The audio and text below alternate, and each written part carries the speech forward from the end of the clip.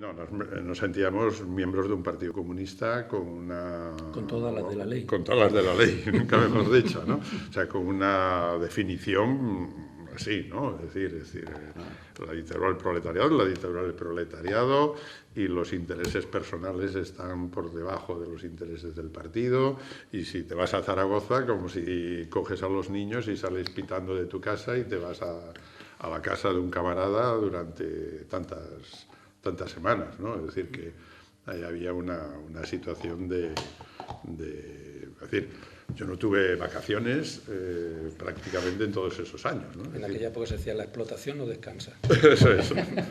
Entonces, está claro, ¿no? La primera vez que tuve una primera separación y con mi nueva compañera decidimos irnos de vacaciones en el 77, después de las elecciones. Le pedimos permiso al secretario de organización. Oye, ¿nos podemos ir 15 días de vacaciones a algún sitio? Y dijeron, una semana. Bueno, pues una semana, ¿no? Y te ibas una semana de tal.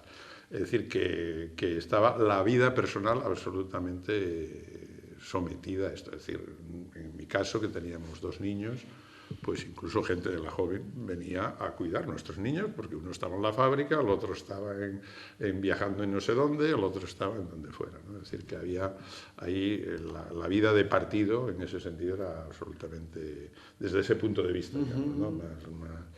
Más personal. Sí. Yo después... Yo estoy de acuerdo con eso. Lo que pasa es que, para que se entienda también, yo creo que es importante decir que en aquella época, cuando tú dices la vida personal estaba sometida o debajo de la vida del partido, es verdad, yo coincido plenamente, ¿no? Yo me parece que estuve también sin vacaciones no sé cuánto tiempo. Prácticamente mis primeras vacaciones fueron la mili después de... Pero para que se entienda también, y éramos comunistas, es decir, el comunismo era una cosa, más allá del fracaso de los países del este, el comunismo para nosotros era el principal ideal emancipatorio de la humanidad. Es decir, y en ese sentido no tenía... Otra cosa es que luego entremos a discutir si el socialismo que se llamaba real o realmente existente lo era o no lo era, si era más cerca del comunismo chino o no lo era, ¿no? Pero la idea esa, que yo creo que en España además, y eso es importante también comentarlo, que en España viene el componente comunista en España tiene un movimiento antifascista y democrático muy importante, es decir, en nuestro partido había gente mayor que había sido de la época de la guerra y que transmitía, en aquella época la transmisión oral tiene más importancia que ahora también, transmitía un concepto de comunidad y de comunismo y de dignidad y de honestidad personal y de toda una serie de valores que a lo mejor hoy en día suenan raros, ¿no? Porque los comunistas parece que son los malos de la película en muchos casos, ¿no? Pero hay una imagen de los comunistas en lo personal, ¿no? Que sé, incluso de Simón Sánchez Montero, del PC, ¿no? Que ha sido torturado por la policía, que ha mantenido... Bueno, y entonces, bueno, eso... éramos comunistas en ese sentido, éramos comunistas en el sentido de que queríamos la igualdad de la gente, que queríamos la libertad, en ese sentido, ¿no? Luego eso es verdad que la tradición comunista iba con la dictadura del proletariado, iba con todo eso, pero para nosotros yo creo que lo otro siempre ha sido más importante que la reflexión, vamos a llamar así, más teórica sobre eso, porque de hecho... leíamos cosas del manifiesto de los italianos, o sea, era muy...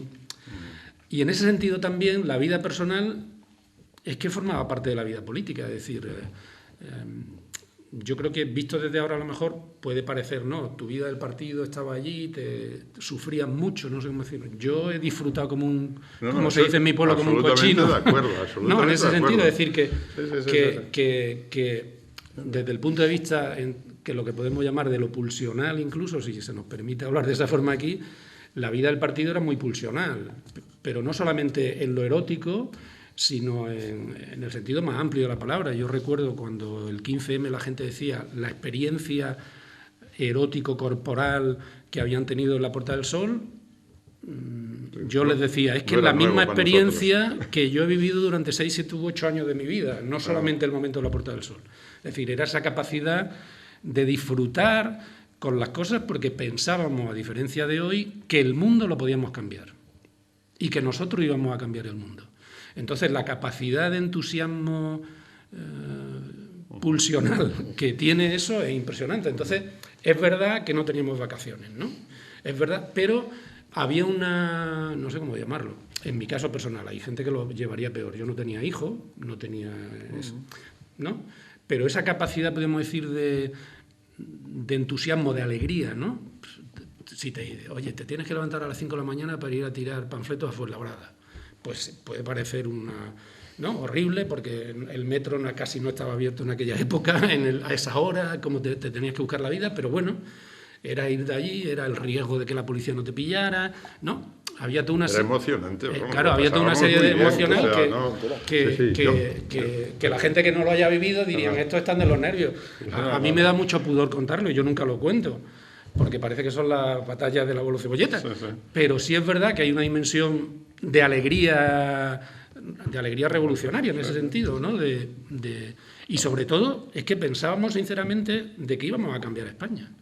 Entusiasmo, ¿no? Y ese entusiasmo, bueno, te hacía tener yo una capacidad no lo dije, se ha entendido antes como una cosa negativa, no. Era absolutamente voluntario, había debates muy profundos, creo yo, en las células y en la organización para tomar esas decisiones, y yo creo que lo entendía, es decir, visto incluso con la perspectiva de hoy, no renunció para nada a aquellos años ni a esos, llamémosle, sacrificios, que no eran sacrificios, es decir, porque vistos con una perspectiva, pues es una de las partes de mi juventud, una de las juventudes que yo he vivido, ¿no? Y que, bueno, yo cuando la gente habla de la transición o de la lucha clandestina como una cosa terrible, supongo que hay gente que lo ha pasado peor y que, en fin, que ha sido torturado de una manera tal, ¿no? Pero en la mayoría de nuestros casos, vamos, no me he visto mucho con la gente del PT desde la época aquella en que nos disolvimos, pero con algunos sí me he visto, ¿no? Sobre todo con los del grupo de Carabanchel,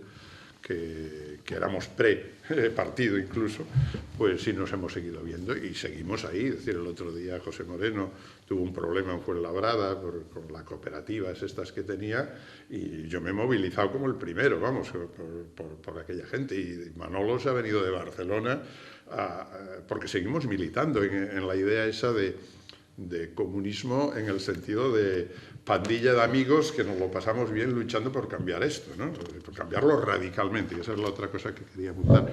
Yo creo que hay que subrayar mucho que la diferencia es que al PC se le notaba mucho que estaba por la ruptura, pero que no militaba por la ruptura. Es decir, en los sindicatos, en los barrios, en todos los sitios, siempre estaba con aquella otra, con la rebaja, ¿no?